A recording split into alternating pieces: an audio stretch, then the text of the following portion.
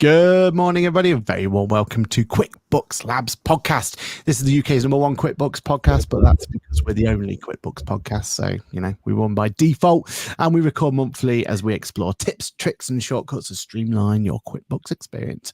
I'm one of your hosts, I'm Patrick, the QuickBooks chap on the YouTube, and the newly crowned Digital Disruptor of the Year. I'm pointing to it, but you actually can't see it there. But yeah, it's behind me. Yeah. In fact, I could have probably done that. That would have been easier, right? There we are. Award winning. And with me is a panel of experts talking about all things about QuickBooks. Do you want to introduce yourself? Simon, do you want to go first? Yep, I'm Simon Woodhams, software advisory expert, as everything bings at my end and causes chaos. Morkinson Smith. So we do everything, including QuickBooks, from your software side.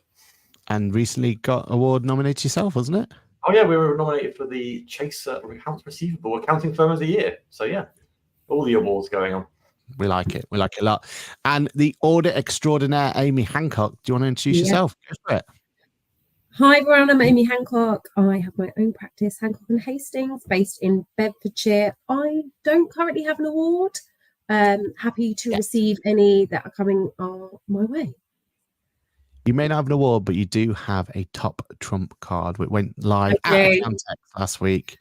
Very popular indeed. Very popular indeed. So yeah, we just need to make sure you guys get the. I need my shiny top trump card. Yeah, we need to make sure we get them over to you. I actually saw Amy last week. This week it was actually, wasn't it? And forgot completely to meet with me. So yeah, bad on me. We are live to the nation, and we've got Cracker installed for you. So let's figure out how this is all works.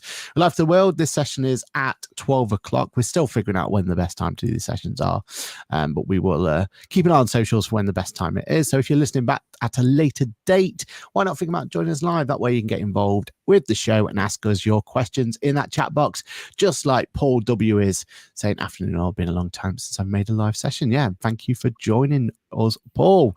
Furthermore, we're live on the podcast services around the globe, which goes live on the first Wednesday of each month. So that's when we drop it.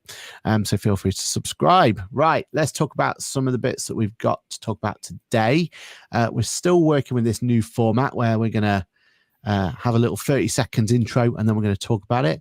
We might as well go straight into the first one, because our first one should be a pretty interesting one. So let's roll that intro, get straight into it, and we'll talk about exactly what is going on.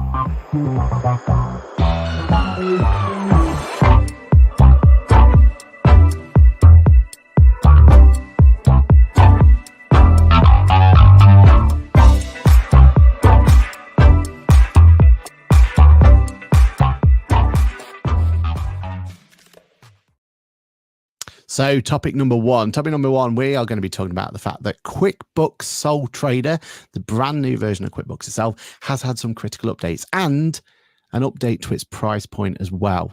The update itself seems like it's going to be something that's going to be really useful. It's all about cash flow and it's going to be really useful for small clients. But what about the price point? Let's have a little talk about it and see what we think.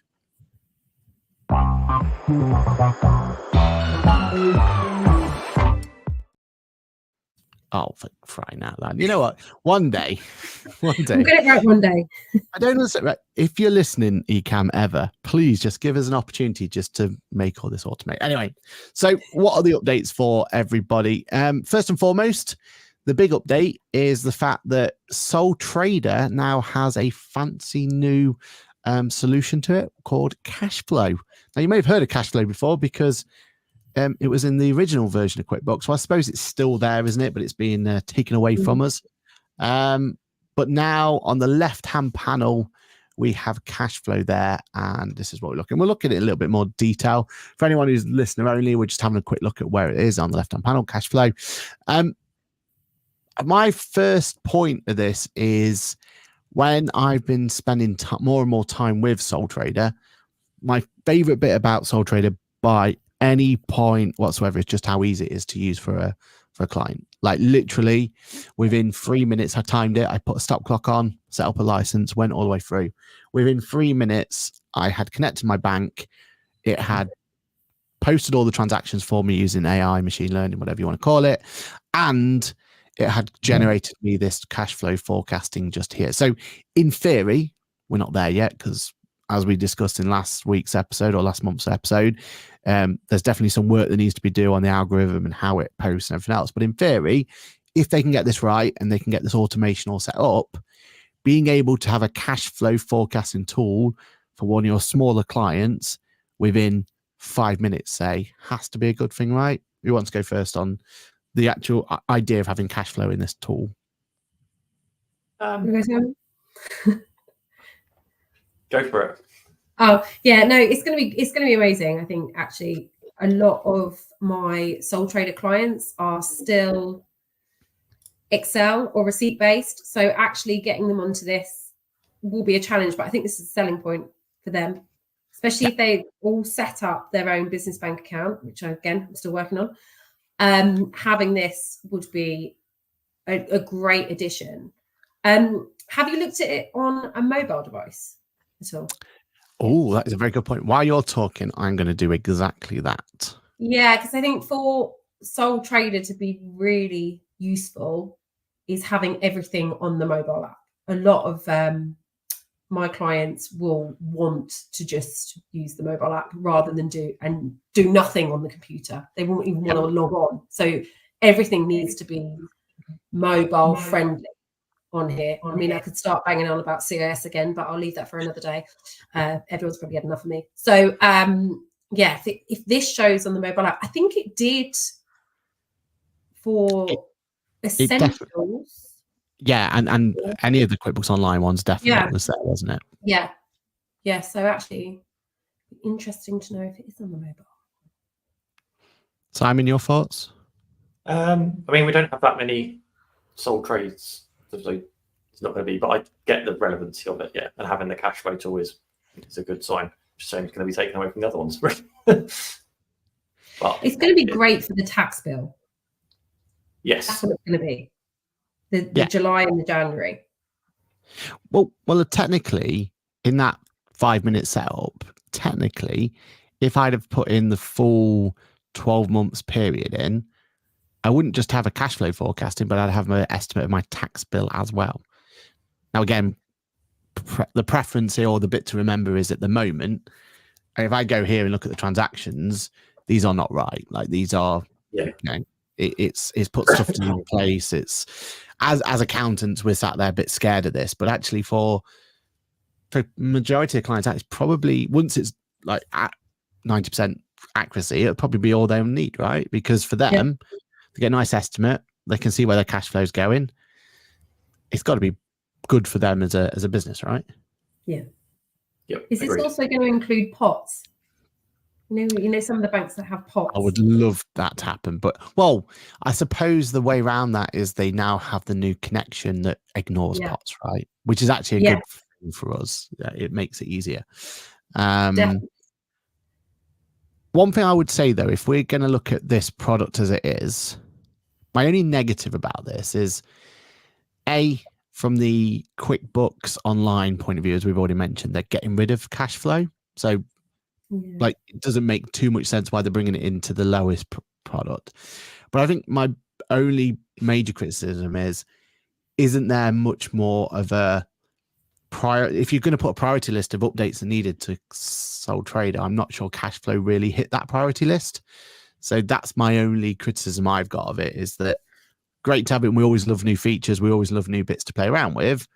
But actually there was more critical areas on this that should have been the priority to get fixed, right? Yeah, it's a bonus rather than an essential part to what they're going to need. It's not going to be something that would make or break them using it. Yeah, 100%. And if we just explore what we've got here, on the left-hand side, it's giving us a cash flow balance. On the right-hand side, giving us a cash flow trend. If I scroll down here, it's kind of giving us where those forecasts are coming from.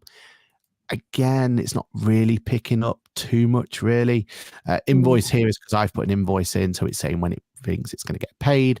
Amazon payments coming in. It's not really, I suppose it's estimated it for me that that's going to continue. But it's a retail business, so you probably wouldn't really sit there and expect that, because it's not a subscription, right? Like, yeah, I think it's going to need a lot of training. I think that was the flaw. That was the flaws in the original cash flow projection in standard QuickBooks, wasn't it? Yeah, quite a few flaws in it. I don't know many people that actually used it. No, I know. And that probably explains why they're removing it, but to bring it back into here, they said it's a bit odd. Yeah, exactly right. And it does see, like, if I wanted to, I could probably round this up and I could put this to 100 and apply to all and save it. So it's given us a bit of flexibility there, although that didn't work. Oh, it did. Yeah, it did. So it's updated that. So you've got that sort of options there. You can see go for it. Which sole traders are going to go in and do that? Probably not. It's going to rely on the accountant to do that.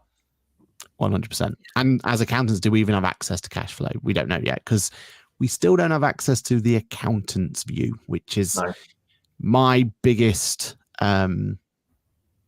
point of contention with this, because I think that accountant's view, we need it to be absolutely spot on, especially with them talking about the fact we can reconcile banks, which still scares me a little bit with the way that this is all built. Because you'll have to remind me if we spoke about it last week. Did we speak about the receipt capture last week? Did we bring that one in? I can't remember. We talked about it, yeah. Yeah, so this whole linked, unlinked, duplicate scenario here, is that just going to mess things up? Is that going to make that reconciliation absolutely impossible to do? That's what we need to see, right? Like, we need to have an opportunity to see that. And as an accountant, are we going to be able to see this cash? Are we going to be able to play around with these projections for them? I don't know. And I don't know if that's really what it's designed for. I'd imagine it's designed for the client, really, just to... This is definitely much more focused on the end user. Yeah. 100%. Us. And then there's this explore scenarios option. So you get the chance to make a large purchase or hire a contract, pay yourself. And if you put it in there, you can say, I don't know, I've got a £10,000 purchase to make. Press next. Interestingly, it doesn't say what date that's going to be. But we can move these months along. And am I missing something here? This doesn't seem to. It's because you got no money. money. It feels like a little bit too. They're trying to pull in what other softwares are doing, but putting it into sole trader probably isn't the right area to do this. And I like the idea of it. It's because you haven't got enough invoices in there, I think. Yeah. But it's kind of running before it can walk. Yeah. And the fact this scenario doesn't save or doesn't go onto that other page. So if you said done, that's gone. We've got to start again now. Huh? Yeah. That's pointless. Then. Yeah. It's half of what it needs. Yeah, you kind of want to reload up that scenario. Oh, are we tracking against where? So say, for instance, you did put that in as, I want to buy that 10,000 in December, and then you've raised, you don't want to then redo the scenario again. Exactly. But is a sole trader actually going to use that? The majority of my sole traders would never even dream of doing that. It's the bigger clients that would want to look at the scenario setting. My dad would never do that. He's still a trader. He would never go in and put it in here. He'll look what's in his bank account and go, cool, I've got this work. I've got that money. I'm going to do it. Exactly. And just so you know, Amy, and it's not in the app. Damn. So maybe it's coming. It may be, yeah. We've got transactions, receipts, snap, invoice estimates, customers' mileage, profit and loss, send feedback, and help. So yeah, I think it definitely needs to be on the app to send feedback. Right. Yeah. I mean, it's here. when they released it for the main product, it was released at a time when it was really important because it was, you know, the story was that they kind of rushed it out a little bit because it was for COVID. Yeah. And actually that was really impactful for a lot of clients. All we were doing with clients were talking about the doom and the gloom, right? At least this cash flow in the old one gave us something to be positive about. You know, when your loan comes in, it's going to look better like this, and this is how it's going to affect you. And we could do all those sort of scenarios. It wasn't perfect. There was definitely a lot of flaws, and we could definitely go to a third-party solution and get a much better cash flow and forecast. But having those opportunities to talk through the doom and gloom with clients was actually really impactful. I'm just not sure that this bit. I don't know. I don't know. I like the inclusion as an idea. I just not 100% sure what we're gaining from it. And again, my frustration is this just development time that's been put into here when we all know there's real critical elements that we need addressing first. Definitely. Yeah. It's here. We'll look at it. Might not dabble about in it too much, but yeah. It's progress. It's progress. The other bit that news for sole trader. So no, sole trader doesn't touch that, does it? Which is what the old one didn't do either, which was always a big miss, wasn't it? Yeah, and I think that's where like a lot of our sole traders will be VAT registered. So we're going to be on standard QuickBooks anyway. So yeah. So you won't have any cash flow at this point in time. Exactly. But then, you know, we'd use a separate tool for that anyway. Exactly. Okay, let's talk about the price difference. Oh, the price. You told me the right phrase, Amy. I forgot what it was off air. Correction. The price correction. That's right. Yeah, it was. So we were telling everyone it was £10, weren't we? But what can you remember, Amy, what the actual price is? The first email that went round that said it was £10 inclusive of VAT, which at that point I was a bit like, I felt like that was a little bit steep. And then it's £10 plus VAT now. Yeah. So £12. I just felt it was a bit steep because, as Simon said, you know, the ones that are VAT registered are going to be on the essentials up. I think even Simple Start. Sorry, you're looking at the real smaller ones on this. They're going. I'm thinking of my clients that are still using Excel or not even using anything. I'm trying. They're not going to be desperate to get on this necessarily. But yeah, it was interesting that it came out and then it was like, no, this is wrong. Like, okay, fine. We'll have a look at that again and see what the best solution is for everyone. So it looks like they've just copied the self-employed price, right? Which is £10 plus VAT as well. So, yeah. Which I get. I mean, it's supposed to be like for like, right? But I think this particular solution, we should really be looking at it at a more discounted rate for them. For the clients, it's looking at and everything else. The rest of the price, I have no issues with. You know, even advance at £90. No. You know, there's a reason for it. Then people can get benefits for it. Fine. But I just think this lower end of the market, we just need that really attractive price to encourage people just to use it, right? Like if we can make this the default for clients going forward, it's actually going to make our job a lot easier. It's going to make their life easier. Yeah, let's hope before it fully launches, there's a bit of a review against that one. Yeah, £7.50, like just a little bit less. Yeah. Would make, because then like Simple Start is £15. Oh, is it 15 at the moment? Is it? Yeah. Yeah, and there's always the deals, isn't there, for a year? I think it was for a year. It's an absolute bargain. So yeah,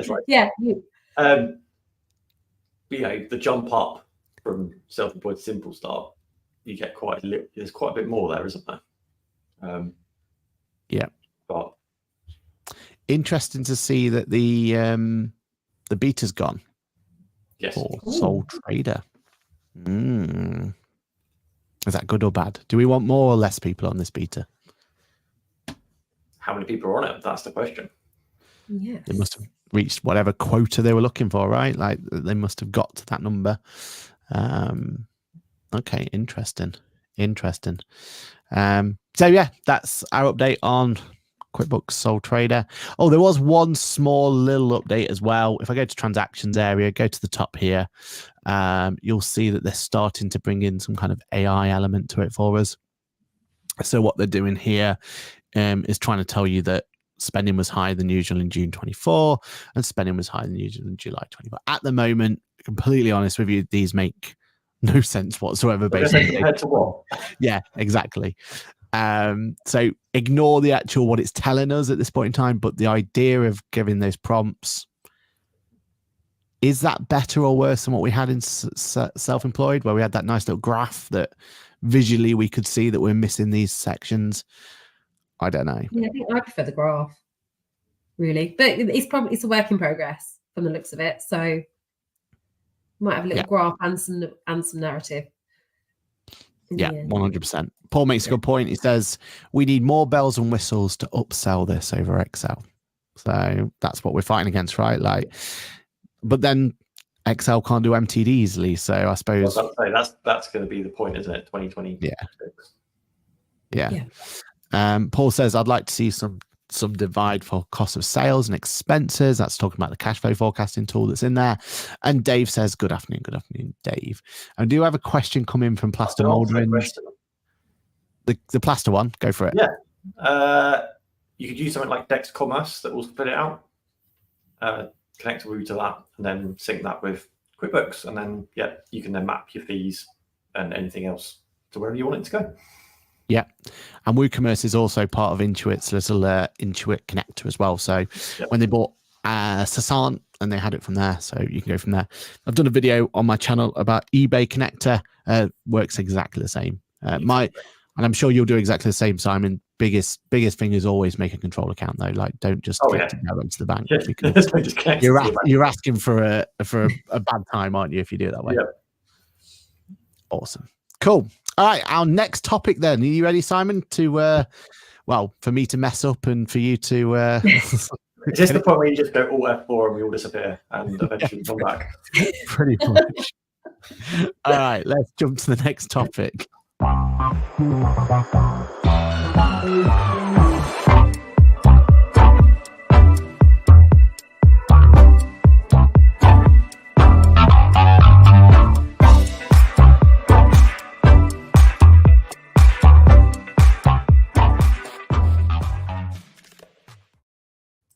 Oh, that's a new view. So in the week news this week, back end of last week, QuickBooks announced a new enterprise suite that's going to be sitting above QuickBooks Advanced. So I thought we'd just dive into the, what is in addition to what you're getting. This is in the US only at the moment, but I'm sure it will come to the UK. I thought we'd just have a quick chat about what we want to see on it when it comes to the UK. So we'll go from there.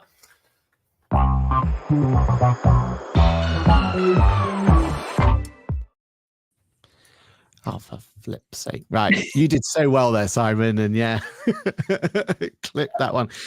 So I can I clear up some of the news first? Because it's very confusing. Yes, so there was two announcements, and they both had enterprise in the name this week from Intuit. There was one on the desktop side. So they're finally, by the sounds of things, going to kill off QuickBooks Desktop in the US, from what I read, which they've done. They did here 2 years ago, or they gave them a year ago. It was. So there was that bit, and then the only available desktop solution is QuickBooks Enterprise Desktop.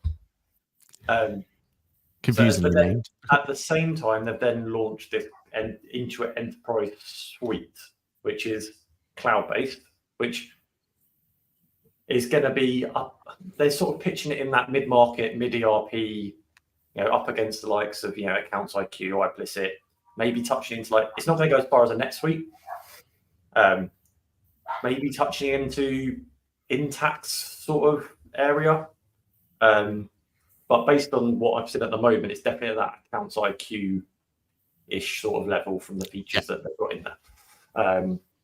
And it looks like a similar sort of price point, to be honest. They said between $7,000 and $12,000 a year, which is about right for a product in that market. Is that kind of user based, or how would you imagine that's going to be? I imagine it's going to be number of entities, number of users. That's how it tends to work in that that space. Like And you then pay, maybe an add-on for each additional entity and each additional user. You reckon? yeah, some do. Some charge just per user and have like Business Central, for instance, charges per user, and you have as many entities as you want. But there's there's a lot more customization and stuff like that around it. So we can dive into some of the new things that they're going to have. Some things that we've talked about advanced should be in advanced, but they're going in here. The big one is automated intercompany. So Can we bring up the screen for you? Bring up the screen for me. I'll let you drive. So the big one is intercompany accounting. So we know how much of a pain it is to do a what's the word? Not a transaction was the word I was after. In one entity, then you have to go out and then you have to log back in and do the transaction on the other side.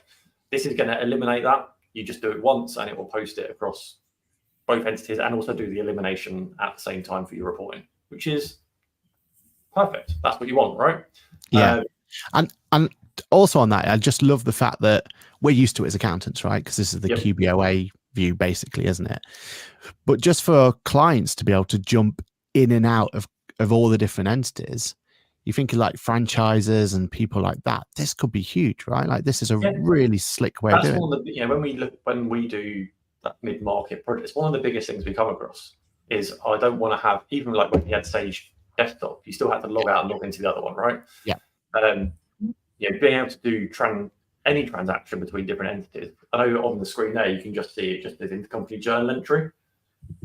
Yeah. But it'd be good to find out what transaction types can we do between different entities? Can we do a purchase invoice that will create a sales invoice in the other entity, or vice versa, and stuff like that? So that'd be really interesting. And then, like I said, the intercompany journals would make standard. But what if you've got an invoice that's you want to split across 5 entities, and you do multi-entity purchase invoices and stuff like that? So it'd be interesting to see what type of transactions we get with that.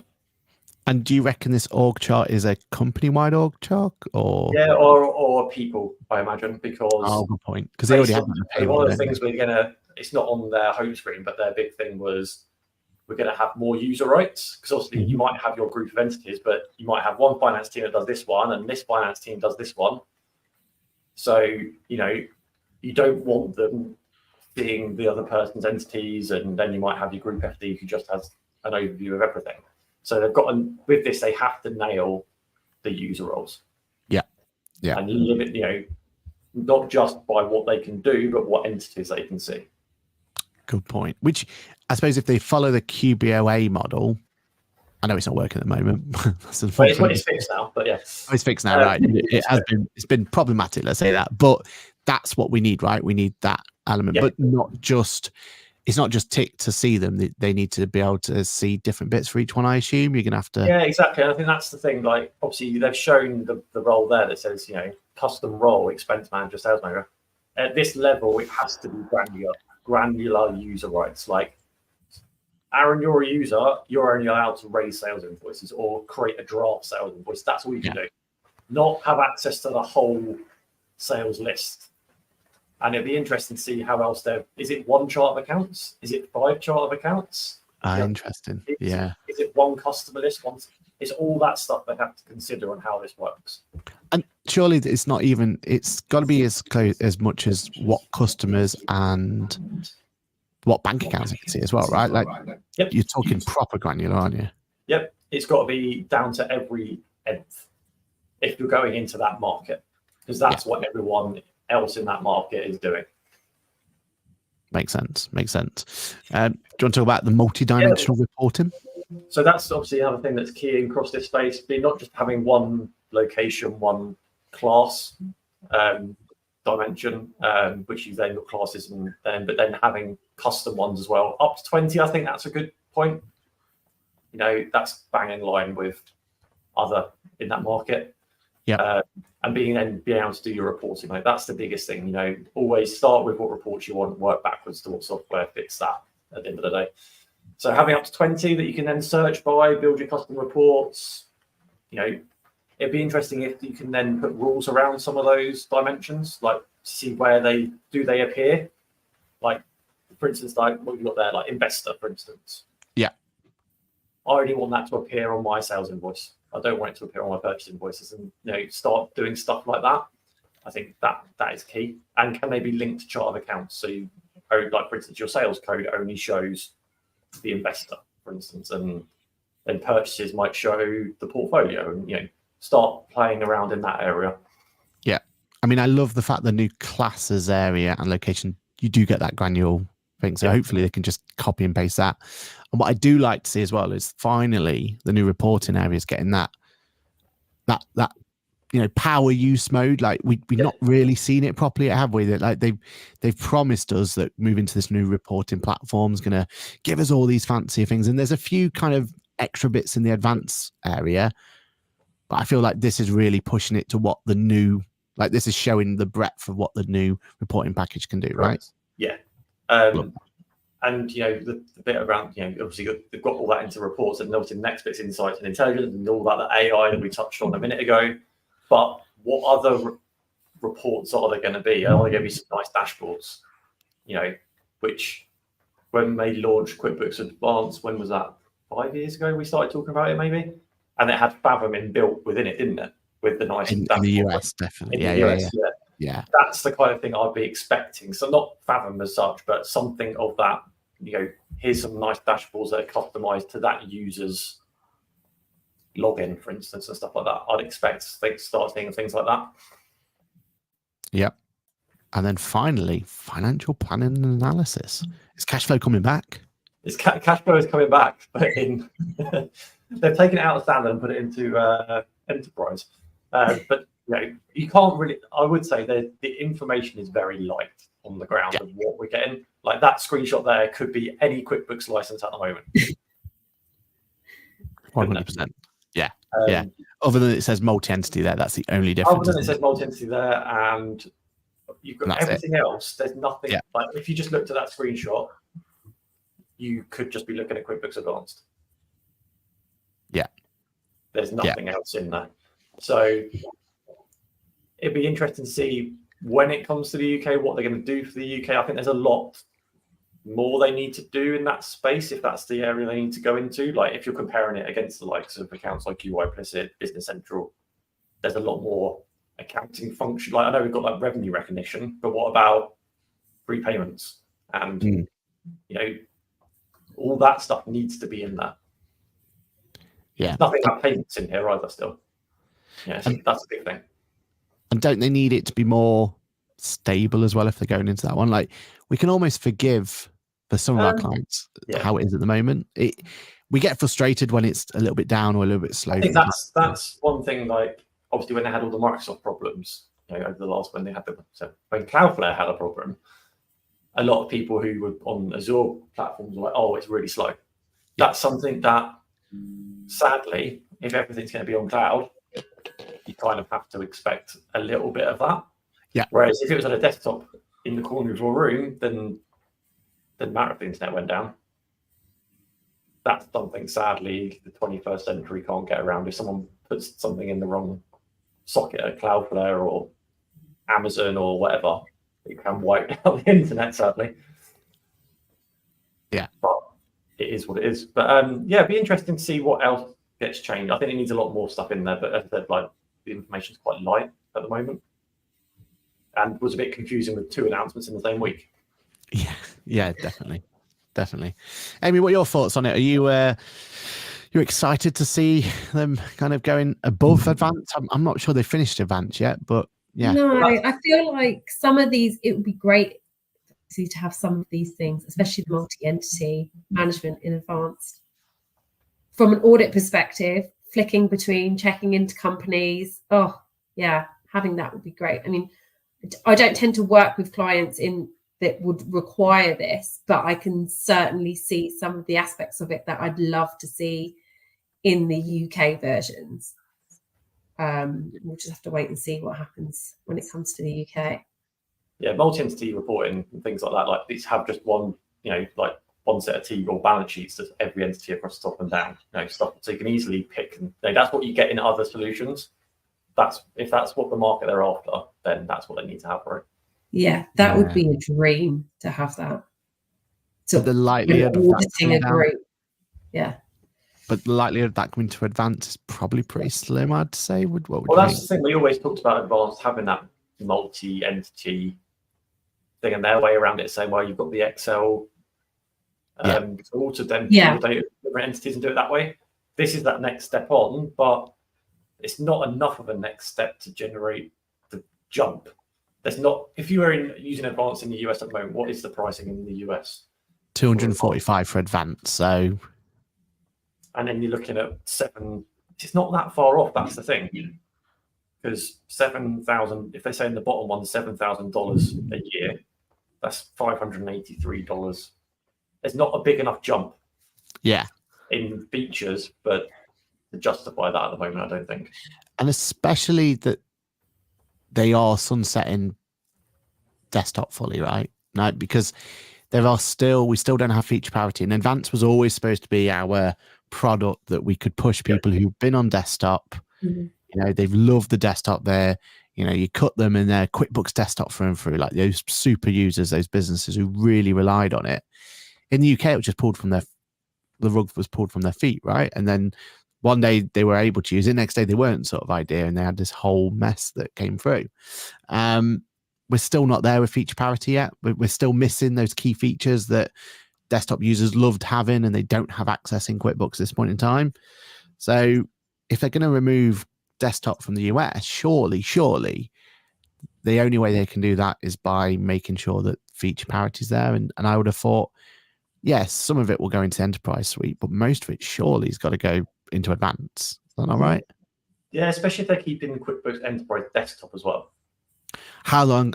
If we don't know, but how long do you reckon it's going to be there for? It can't be there forever, right? It's got to be a. You don't know, because it still had that you know, that granular bit of it. But then, you know, I have a version of Enterprise, and then you click on the help screens in that version, it takes you to the QuickBooks Online help anyway. Okay. It's very helpful. But that's, you know, I think there's in the US, desktop still reigns supreme for whatever reason. There's a lot more QuickBooks desktop in the US, in the States, than there is anywhere else, and they're very. I don't know why they're just very against moving. To be fair, but that's probably just because of the parity in features. Some of them just literally can't move, right? As much as they'd love to, they see all the features, but you know, having the idea of, you know, even the stock management or having multiple different. So I didn't see anything in there around. You know, there's not much about advanced stock, which is what. Which, especially when they're trying to aim this, I mean, imagery-wise, that's all we've got to base it on. Here's a construction. When you go into industry customization, when you go into the customization, it's very much at the top. Your industry customization, across the top. It's very much focused on construction, like all the things to do with construction. It mentions not for profit, but there's certain things you need to do for if it's coming to you. There's certain things, the way things work for not for profits, that you need to get right. But everything here is all around job costing and very construction. As you said, all the imagery is construction. Yeah. And so stock has to be there, you know, buildable materials, all of those sort of things, right? That's got to be available, hasn't it, for this to be viable for them? Correct. For those sort of entities to really think about moving on, especially because I get the idea of it, that you then spend, you know, you start your business on QuickBooks Simple Start, you upgrade it to, you know, I totally get that. Like it makes perfect sense to stay on, and as long as and it's built on the same platform by the looks of things, it's not a separate platform, so you can't migrate from one to the other. Yeah. Or, you know, but there needs to be more in it. 100%. We'll see, because, you know, just giving an opportunity to get your clients away from desktop, you know, is really important to us as accountants, right? But we need to have that option to do it. So we'll see. Any more from you, Amy, on this one, on the enterprise sort of thing before we move on? No, it's a bit out of my client remit, and I think even on the audit side, we just have to see how it actually works when it reaches here. See if it's going to be any more beneficial than advanced. Yeah. And I know the US pricing is way different to the UK pricing, but what would you feel like this would come in at, Simon? Like if there was a... Well, if it was just as it was at the moment, what would I Yeah. not $7,000 a year? I mean, we don't pay anywhere near 235, right? So advanced is £90, 98. 90. Yeah. I think it's changed. Is that 98? Yeah, I think it's 98. Yeah, £98 a month for RRP now. Okay, so that's gone up actually. Then okay. Yeah. So you're paying, what's that a year? Just under £1,800 a year for advance. As it is at the moment, you're looking at maximum £5,000. Yeah. Because there's not enough there to make you want to move. And its competitors are charging. That's not enough. And the competitors are charging substantially more than that, right? Like the world they're going against is 20, 40K a year sort of idea.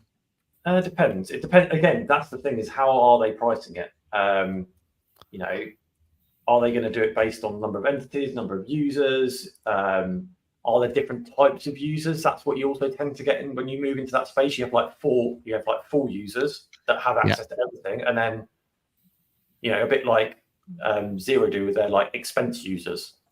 You have light users that can only do certain things and things like that. There's nothing about how that's going to work. Accounts IQ is from £450 a month. Then you're into that sort of level, aren't you? Yeah. And that's around that £5,000. That's for their their middle sort of product that has intercompany and the stuff you'd expect. So that's kind of where it's going up against. Yeah. And then, like you say, you've got to step up then to the iPlicits and business, NetSuites and Intact of this world that you would be your 15, 20, 25 upwards. Interesting. Yeah. So it's where do they see it fitting? What is its competitor? Is it Accounts IQ, or are they after iPlicit and Intact? And because Intact in the States is massive. Yeah. Because that's why Sage bought them, right? Like that's why it was. Exactly. Sage bought them. They're obviously coming. There's more traction going in the UK on that front.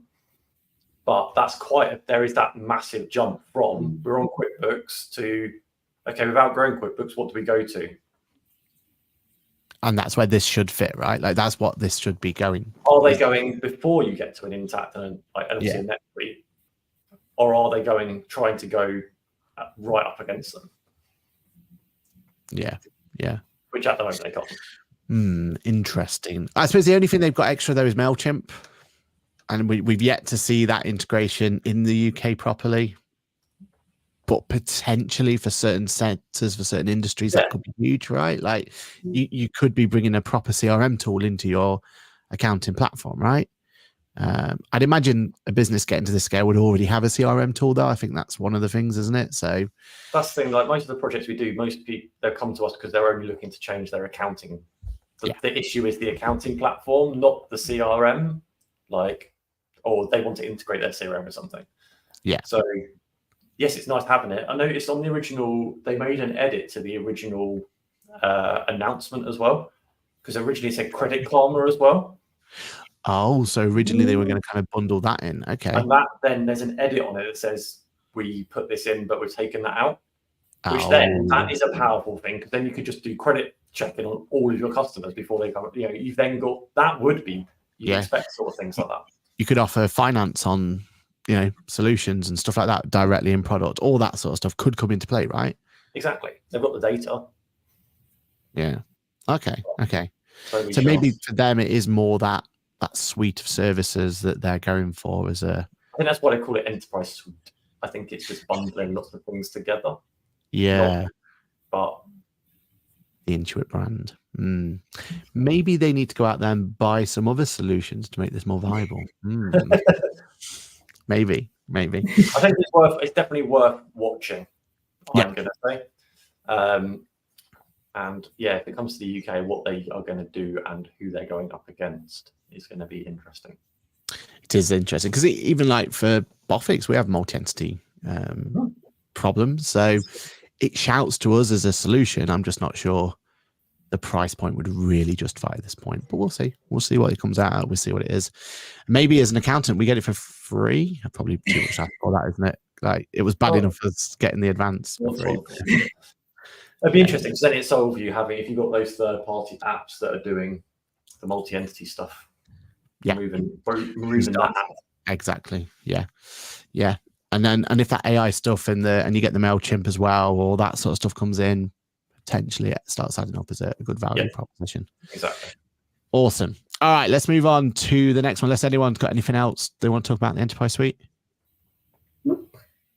Awesome. Let's move on to our next topic.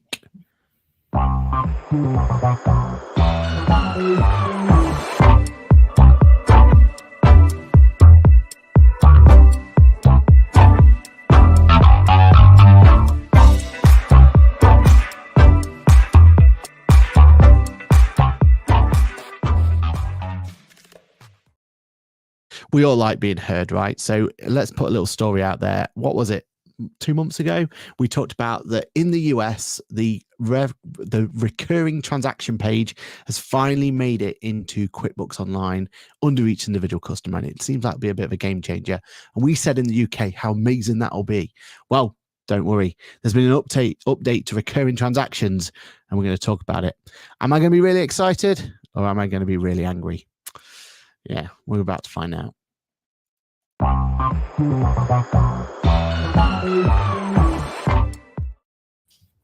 So before we go any further, do you think I'm happy or angry with this update? I think you're happy. I think You you're think happy. I'm happy? Oh, I am. There's also a thumbs up behind you, so that kind of like outdone by my own marketing there. I'm happy we've had an update.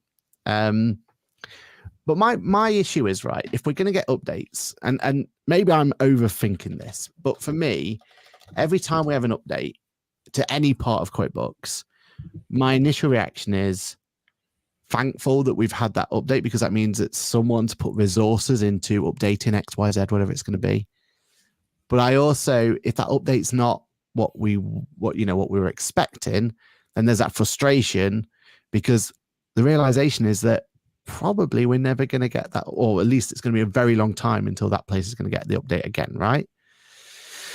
So what has been updated? Well, what we were hoping to see, and if can you guys remember us talking about the little recurring template screen area? Do you remember us talking about that?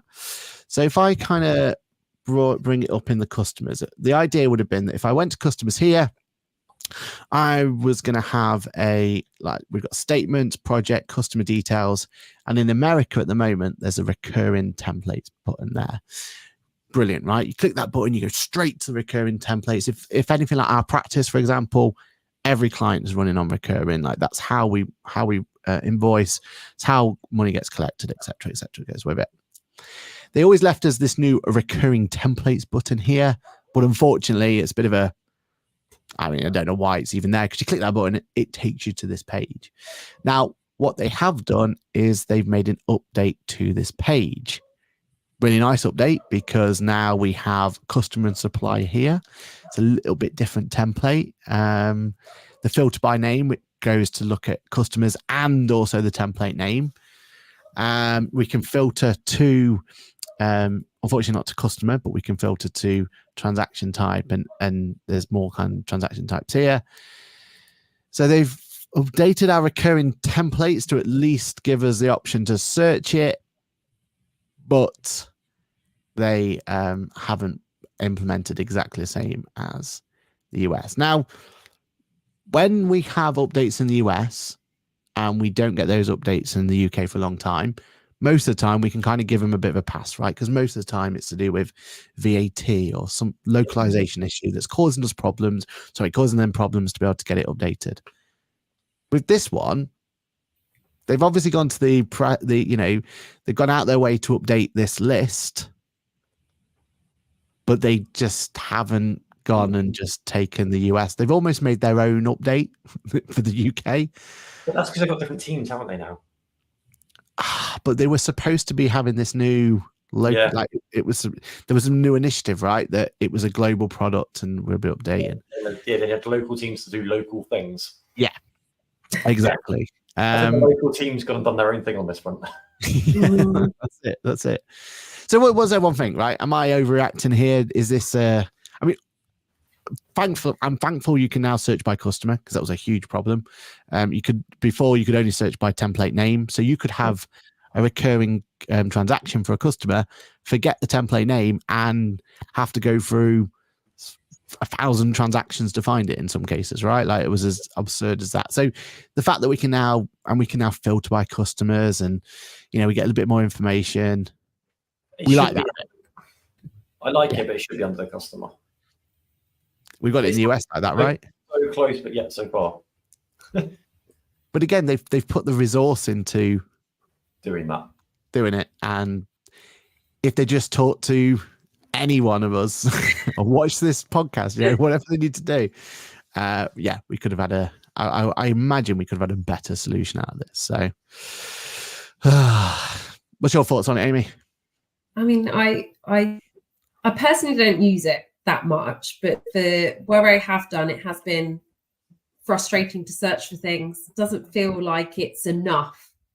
It's not going to change. What they've done is not going to massively change my life. I do feel that actually, you're right. If it was under the headings, it'd be a lot easier for everyone, all my clients that are using recurring, just to find things, just there. Just there. Easy. And again, I could jump into my US client and I could show you it is just there. Recurring. Yeah, I don't know why they didn't do it. It seems crazy.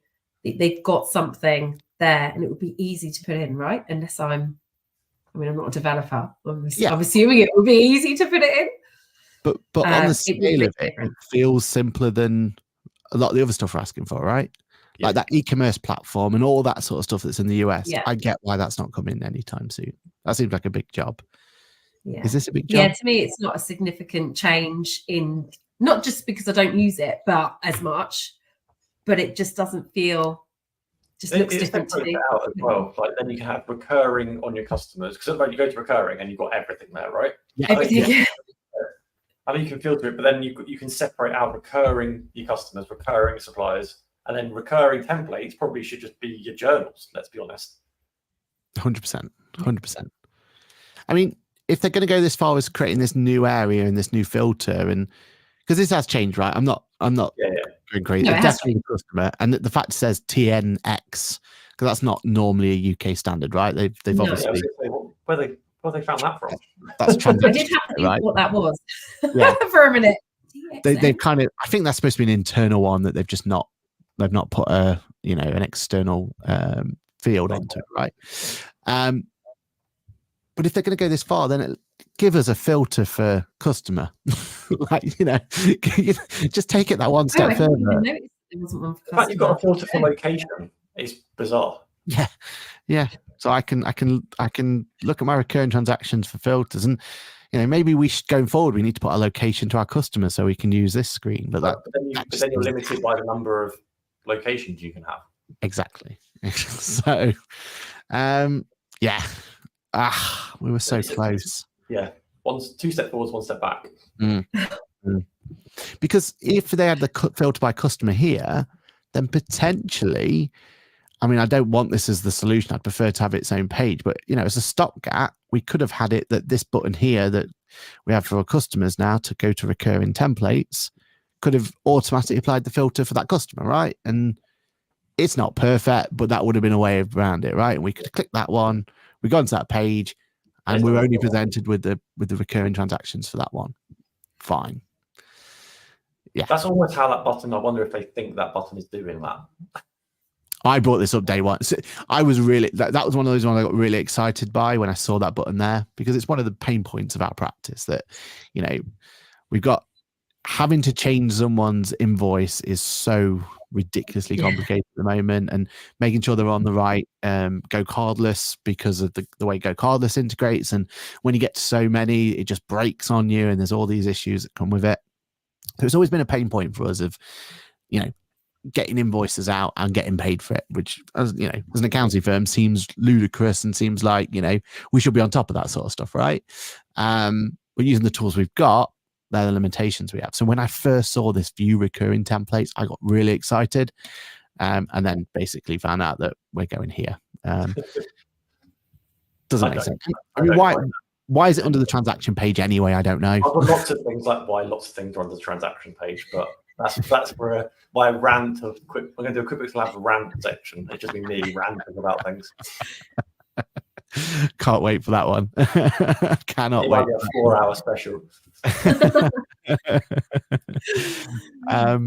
But yeah, hey, look, it's progress, but we all know, right? Doesn't this mean that now this is at the bottom of the development cycle now? Yeah. And we're going to have to wait. So what are they working on? That's what we need to know. Yeah. Because how do we bump this back up again? Because yeah, you've had a go at it. Great. Thank you. Really appreciate that. But it's not what we wanted, not what we were asking for. So I mean, makes this point, you know, the link, you know, showing, you know, the direct debit links with, you know, go cards and stuff on the customer pages and stuff as well. Yeah. It's very broken at this point in time, unfortunately. Because if I just change this to, I don't know, let's just call it template name. So now it doesn't have the word customer in theory. Oh no. No.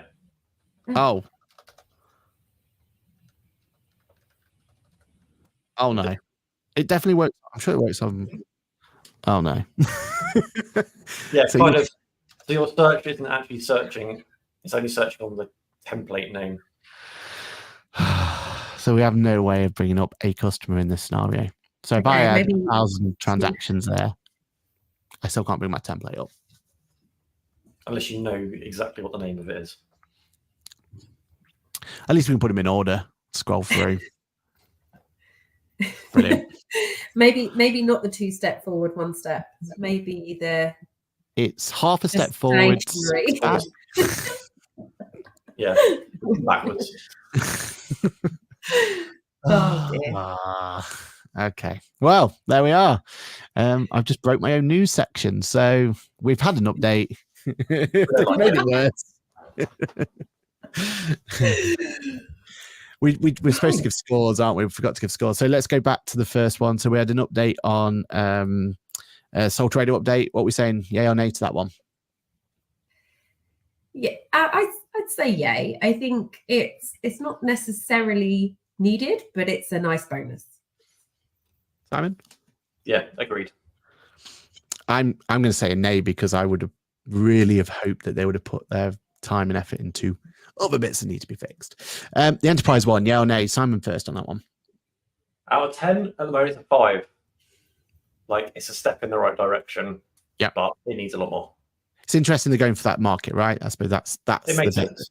Bit. Yeah, that's the exciting bit. And if anyone can build something that will, you know, over time go that you'd back into it to do it, right? Like they've got the resources, they've got the suite, they've got all of those bits. So it's exciting times. Amy? I mean, I think it's kind of in the middle. I'm a bit indifferent because we don't know everything that's going to be released there. So yeah, great, they're doing something for that market if it does everything. So until we've got more information, I'm a little bit, I'll sit on the fence for that one. That's a 5 We'll then. go with the 5. I mean, I was going to withhold, but yeah, I'll go with you. And then the template update, I'll start. It's an absolute 2, maybe a 3 for me. Yeah, just frustrated. Maybe I'm overthinking it. I get frustrated when an update comes along that we've been waiting for. It just doesn't hit the marks. It just frustrates me. Simon, do you want to go next? Yeah, I'm with you. Like, it's down the bottom of the 2 or 3. You know, it is what it is, really, isn't it? And Amy? I think up until the point of that last bit that you just did, I was like, maybe a few points. I mean, it's not significant enough of a difference. So yeah, way down the bottom. Out of 2, I'll have a 2. Yeah. I think that's the theme of today. There's not enough of a difference across all of the things. Yeah. Yeah, yeah, yeah, Maybe yeah. it's I the mean, it's summer, always extended quieter summer around here. holidays. Yeah, I mean, if you go to the actual page of updates that QuickBooks do, so the in the know There's nothing on page, it. there's nothing on it. Yeah, yeah. I mean, the September update was literally 2 items long. I think it was. It was QuickBooks Online improvement for September. It was earn revenue share on your client's QuickBooks payment transactions, which was controversial. We spoke about already. And then there's also you can now edit bookmarks in your left-hand navigation. So yeah, there you want. Can So, we move them? Yeah. So I funny was enough, looking at that roadmap one as well, and it says autumn coming soon, and then just says QuickBooks Advanced. What are you doing in QuickBooks Advanced? well, they did state that there's 7 new latest features, all of which are already there. Yeah, So role-based workflow approvals, efficiency management with fixed asset accountant. There is talk about a new fixed asset element coming out, so maybe that's what they're talking about. Revenue recognition, which we spoke about, has moved. Yeah, so it's always quieter around now, right? Be interesting. Everyone's been on holiday. They've not worked on anything. I mean, I was in the office. You know, I went to their office during August. I think I was one of 8 people in it. It was dead. Yeah, I can imagine. Everyone is, like I said, it's that time of the year where everyone's away. So yeah, 100%. So we're going to save our topic of the week for topic of the month for next month. We just a little sneak preview. We're going to talk about what we need for MTD for us to be able to deliver that. What we need as accountants to make that sure that's working. But before we go, Amy, we went with Intuit to a special on location conference, didn't we? How did you find it at the or you explain where we went and go through from there. We were invited. Yeah, we went with Intuit to the Labour Party conference on Monday and Tuesday to speak to a few MPs, and we did actually get in front of the powers that be, the Chancellor, Secretary of State, Small Business Minister, and we put our point across about MTD, which we will revisit next month, and what needs to be done to help small businesses. Basically, on the ground, you had the big business there, but not many representatives and small businesses talking. So Intuit arranged to have us in front of them and put all your views across to them. And we hope they listen. I mean, they've been in power, 81 days, was it? Yeah, which they did keep reminding us of. We're like, okay, but you know, a lot of these things have been around. I think late payments was a big push that they were going for, so we expressed concern about that. Yeah, it was good to get in front of them, in front of the ministers, the powers that be. Let's hope that they took it in. Yes, and this was from Intuit, the Intuit stand. That's a big number. 30 billion. What was that number? Open finance will be transformed for the UK SMBs and an economy, potentially boosting the GDP by 30 billion a year if we have open finance. It's an interesting number they got to. Yeah. 59% in the last year of accountants have used AI to reduce reduced errors. Making tax digital will generate £3.8 billion per year for the economy. Ooh. I'm not saying if this is right or wrong. Yeah, I think it's some big numbers. 81% of late payments are becoming more prevalent, thanks to the new initiatives. And 400k of UK small businesses have adopted at least one AI technology, helping level the playing field. 400,000 UK businesses, and there's plenty more, but we won't go through all of them. Those 400k have also been using predictive text for the last 20 years. So.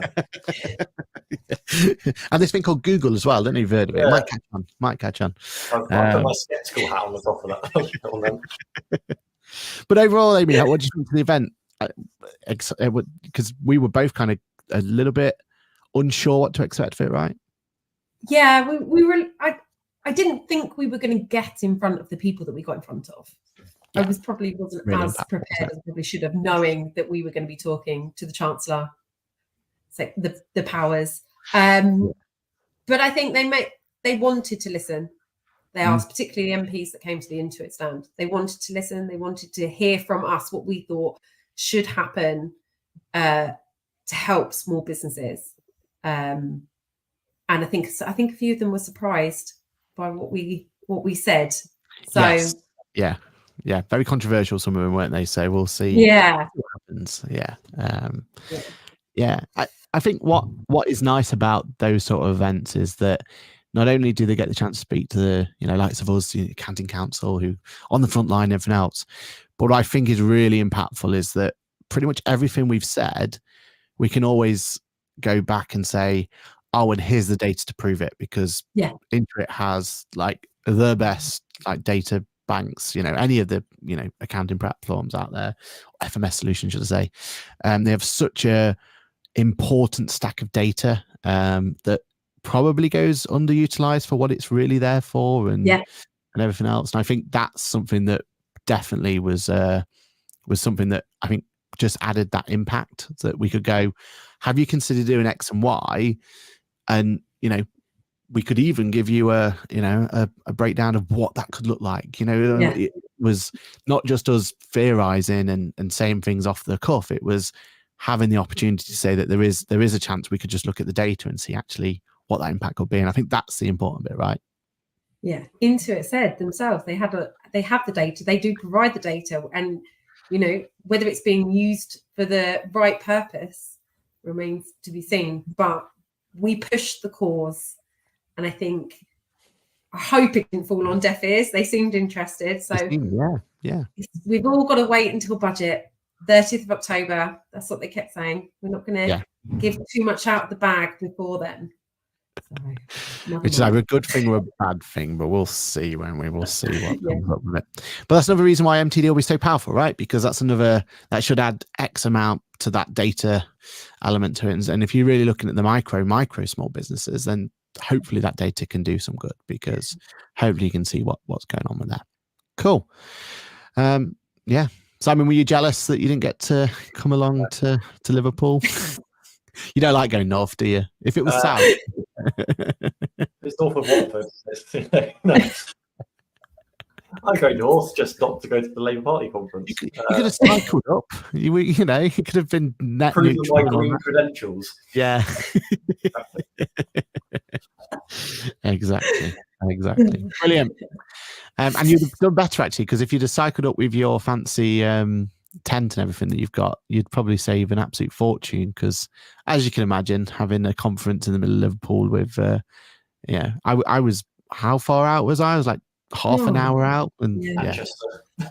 Pretty much closer to Manchester and Liverpool. So, but no, it was a great experience. Really enjoyed it, and go from there. Awesome. I think that's it for this month. Have we missed anything? Is there anything else anyone wanted to talk about? Do we want to quickly drop in templates that we think we haven't talked about? Oh, very good point. Yes. Do you want to quickly talk about it, and I'll bring it up on screen? Yeah, go for it. So when was it? February. We might have missed it in February's edition or March's edition, or we did do it and it's here.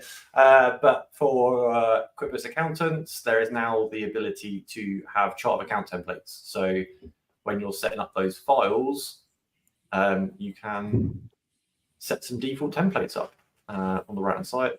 Down. No. Oh, I went to the wrong one. Right side one. That's the one. So you can just create templates. So it might be that you have a standard one for. We're just using that template from scratch one. But have your income expenditure, or set it up just for your tax return fields and all that sort of thing. Then just apply that to your licenses. Great. I think we might have missed it, so I just thought I'd just drop that in as a little nugget at the end.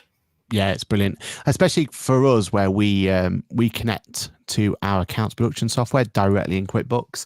So my main file, my main Bofix file, we have them kind of set based on what our chart of accounts for our accounts production is going to be.